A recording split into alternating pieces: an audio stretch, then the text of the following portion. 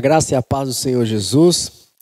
Nesta aula, nós trataremos sobre as epístolas gerais, que nós entendemos que fazem parte do livro de Hebreus, livro de Tiago, 1º e 2º Pedro, 1º, 2º e 3º João e o livro de Judas.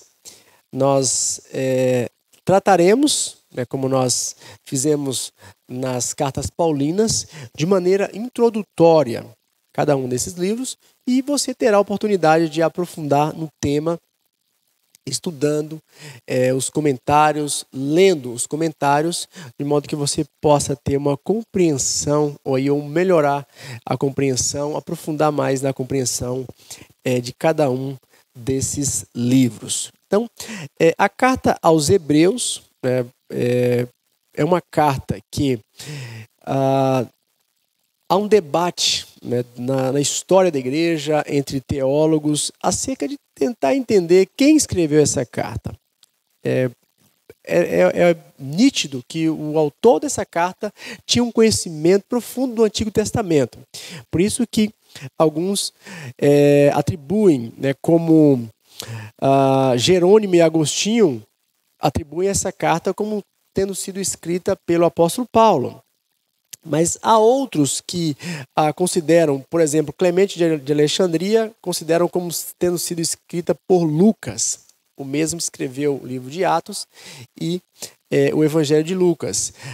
Clemente de Roma seria um possível autor, segundo Orígenes e João Calvino. E Lutero defende que essa carta tenha sido escrita por Apolo. Mas, independente de quem escreveu a carta, nós temos ali um ensinamento que foi incluído no cânon das Escrituras Sagradas, como revelação de Deus, como livro inspirado por Deus.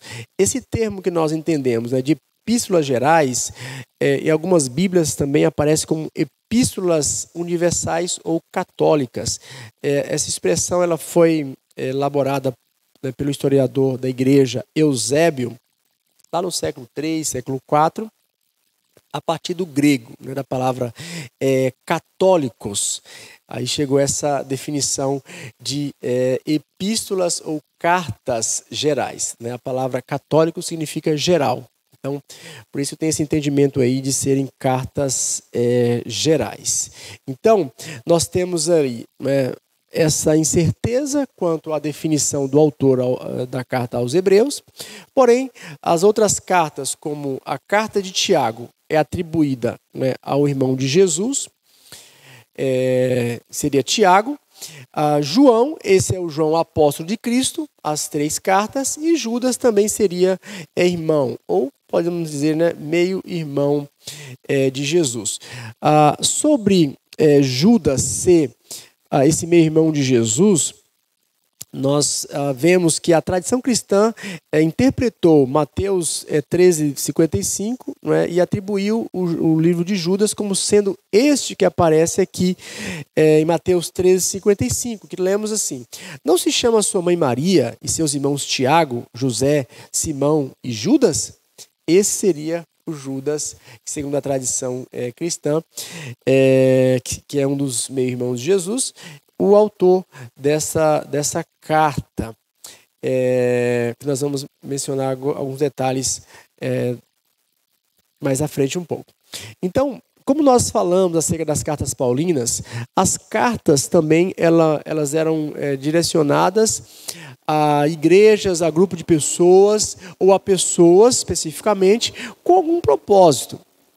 Então, por exemplo, a carta aos Hebreus não foi escrita para os judeus, embora sejam hebreus, que os judeus, hebreus, israelitas, e hoje os israelenses são, no caso, judeus, então, mas não foram escritas diretamente para esse público, mas cristãos da comunidade judaica. E o objetivo, mostrar a superioridade de Cristo em relação à lei. Nós vamos falar um pouco mais sobre essa questão à frente. Então, a carta a Tiago, também escrita a cristãos judeus. 1 Pedro, a cristãos judeus expulsos de Jerusalém. 2 Pedro, aí é uma carta mais abrangente, né, a todas as igrejas.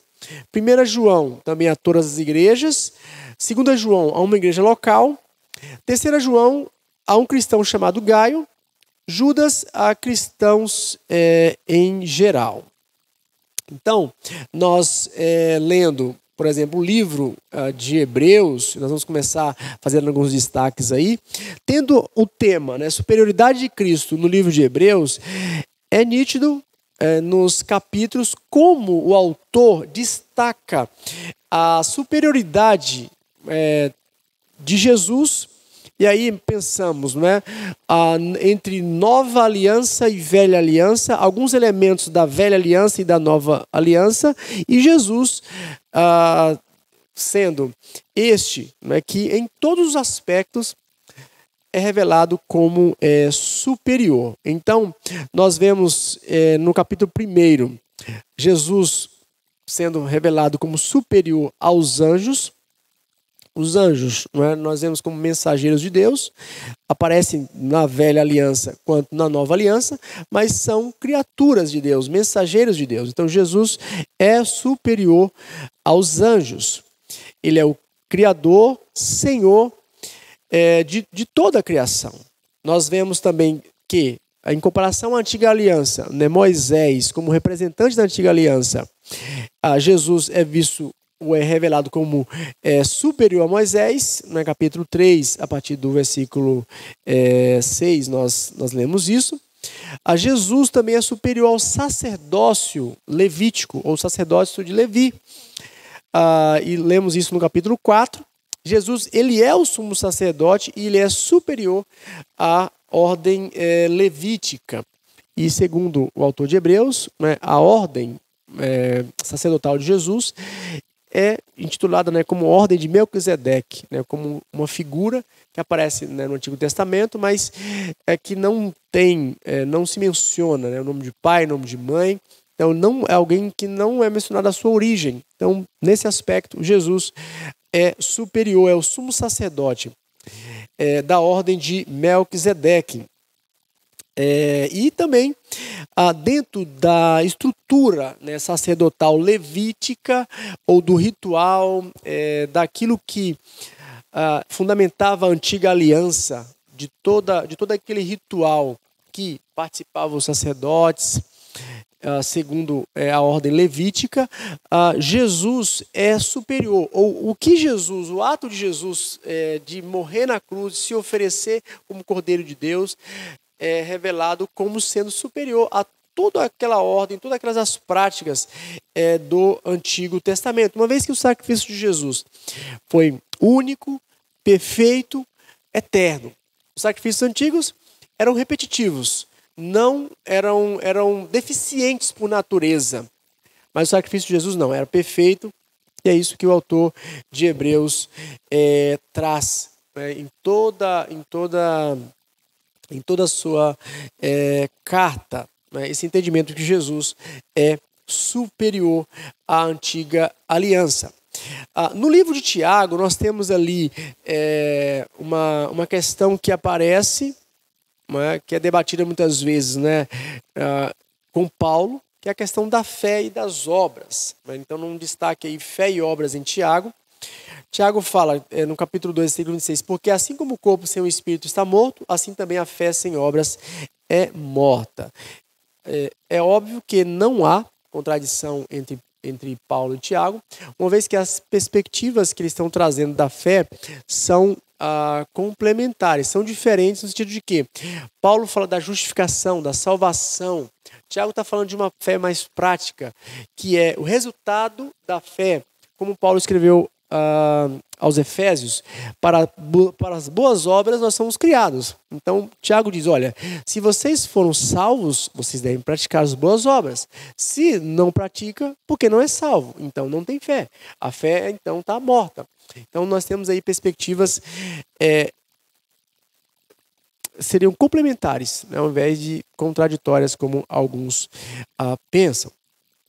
Nós, pensando agora na carta de 1 Pedro, nós temos aí, na primeira carta, o apóstolo Pedro tratando sobre a igreja perseguida, né, nesse contexto, né, de cristãos judeus, né, espalhados em algumas regiões, né, do Império Romano, perseguidos. E aí o apóstolo Pedro traz essa palavra de exortação, de encorajamento, falando: amados, não estranheis a ardente prova que vem sobre vós para vos tentar, como se coisa estranha vos acontecesse. Mas alegrai-vos no fato de seres participantes das aflições de Cristo, para que também na revelação da sua glória vos regozijeis e alegreis. Então, o apóstolo Pedro está trazendo aqui o entendimento de Jesus nas bem-aventuranças, quando fala da questão da perseguição, que eles deveriam se alegrar pelo fato de serem perseguidos por causa de Jesus. Então, o apóstolo Pedro, que conviveu com Jesus, ouviu os ensinamentos de Jesus, traz aqui, repercute, não é, na igreja aqueles ensinamentos acerca do que Jesus viveu. E aqui ele fala, né, das aflições de Cristo, agora transferidas para a igreja que está numa condição de perseguição.